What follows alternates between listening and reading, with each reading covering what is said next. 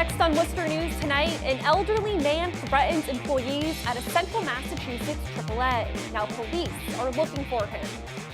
Plus, it's the time of year where you need to be careful for ticks. Tonight, a warning from doctors. Good evening and thanks for joining us. I'm Olivia Lemon. We begin with Auburn police on scene at a AAA office this afternoon. Police responded around 1:30 for reports of a man threatening employees.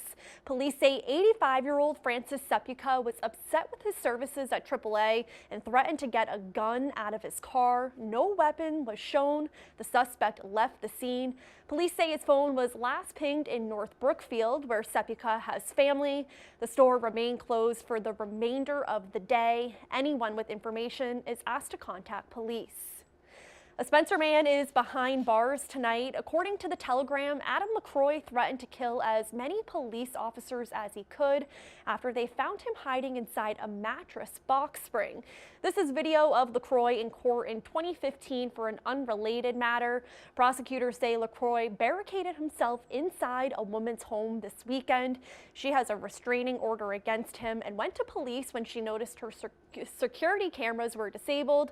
LaCroix is being held without bail and due back in court May 22nd.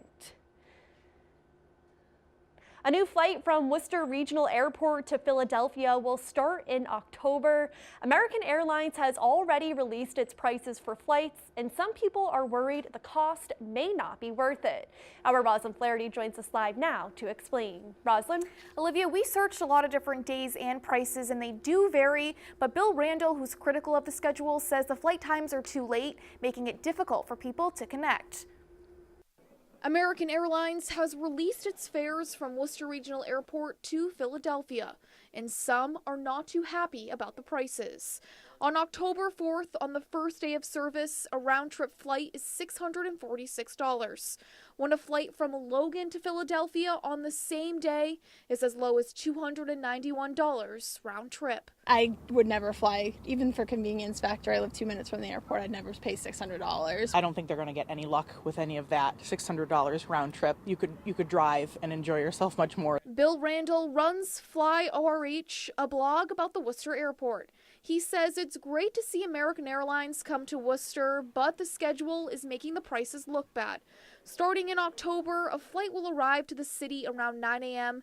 and depart for Philadelphia at 9:30. The Worcester flight's just too late. We really can't make any connections, and we're very limited in the success that we're going to have. Randall picked another date in October to fly from Worcester to Los Angeles with a stop in Philly. It would cost $262 one way. It's $161 cheaper to fly to Los Angeles than it is to fly to Philly. It makes no sense. He fears if the schedule doesn't change, American Airlines will have a tough time in the city. One, no one's going to just fly to Philadelphia, so scratch that. Two, if you want to connect, there's not many connections. So you're not going to fly to Philadelphia. We don't have many connections. Who's going to be on the plane? Now, American Airlines says the prices are subject to change until the new flights settle. Olivia. All right, that was our Roslyn Flaherty reporting for us tonight. A historic Worcester church is finally set to be demolished. Crews began prepping the site at the Notre Dame Canadian Church for it to be torn down this week, but there's still one last effort to save it. Alicia Palumbo has more. I just think it's a shame. I liked it. I love that church very much. For Carmen Perez of Worcester, the impending demolition of the Notre Dame Canadian Cathedral that majestically overlooks Worcester Common is personal. That church means a lot to me.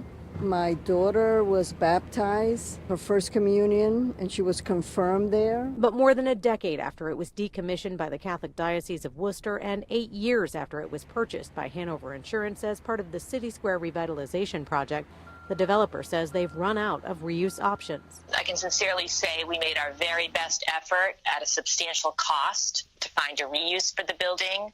We worked with other developers, various architects, engineers, contractors, and preservation groups. None of these, unfortunately, proved viable. It's a loss of history that we're not going to get back.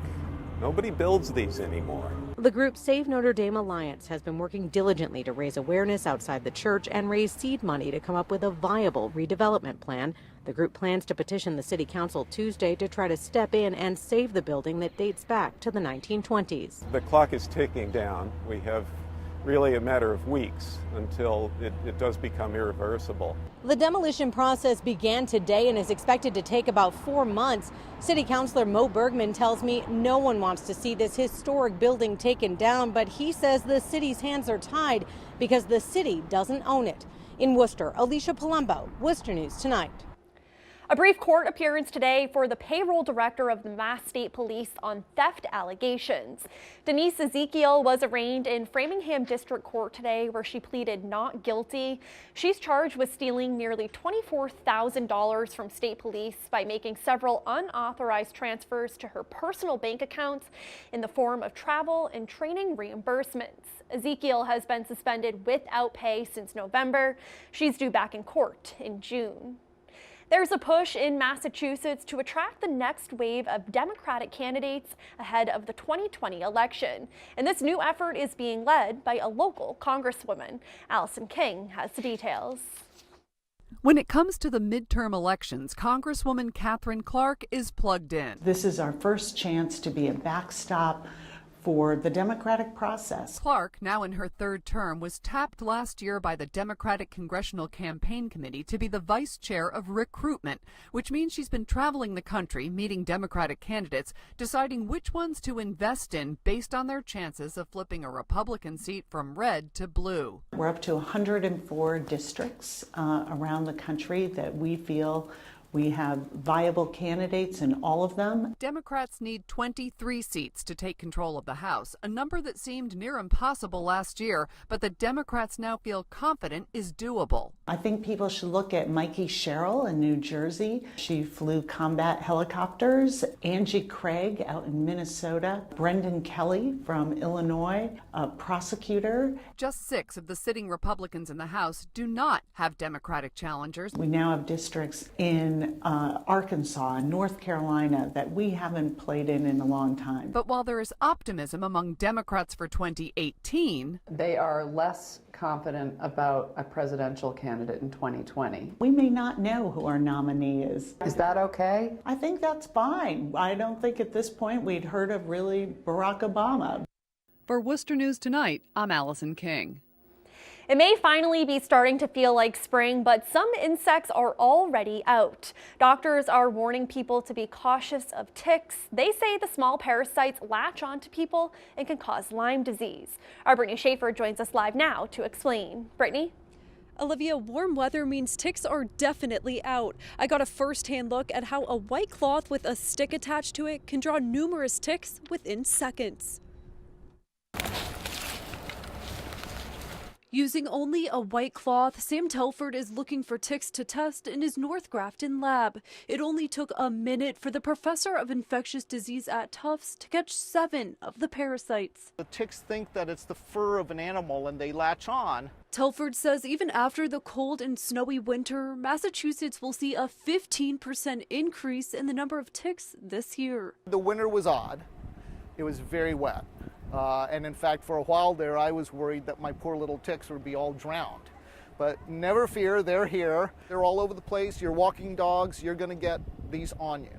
Dr. Leonard Weiss at Carewell Urgent Care says he's already seen multiple patients with tick bites and is expecting to see more as the weather warms up. Whenever it warms up enough that the ground thaws a little bit and the ticks can start crawling around, it starts. If it's a relatively small tick, that's usually when they probably should come in. The major concern with deer ticks is their transmission of Lyme disease. According to the Lyme Disease Association, Massachusetts has the second most cases in the country. 6 out of the 9 top states for Lyme disease are in New England. We certainly beat everybody else. I'm not sure it's a distinction we want. Half of these are actually carrying the bacteria that cause Lyme disease.